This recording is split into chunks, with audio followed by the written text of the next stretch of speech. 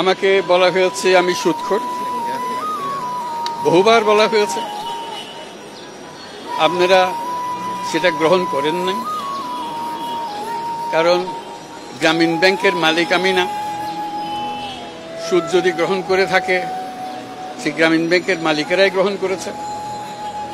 আমি যখন গ্রামীণ ব্যাংক থেকে আমাকে যখন বের করে দেওয়া হয় তখন গ্রামীণ ব্যাংকের ৯৭% সদস্যের মালিক ছিল, গ্রামীণ ব্যাংকের মালিক ছিলেন তারা। ৯৭% মালিকানা আমাদের সদস্যদের কাছে ছিল। সুদ যদি গ্রহণ করে থাকেন তারাই গ্রহণ করেছেন। আমি একজন কর্মচারী মাত্র, সেটা আপনারা জানতেন। আমি গ্রামীণ ব্যাংকের মালিক ছিলাম না কখনো। কাজে আপনারা সেটা গ্রহণ করেন না। আমাকে বলা হয়েছে আমি গরিবের রক্তচোষা, সেটাও আপনারা গ্রহণ করেন নাই। রক্ত চুষতে হলে যেটা করতে হয় সেরকম কাজ আমি করি নাই, আপনারা দেখেছেন। আমি ১ কোটি গরিব মানুষকে একটা ব্যাংকের মালিক বানিয়েছি। চুষবো কোথার থেকে?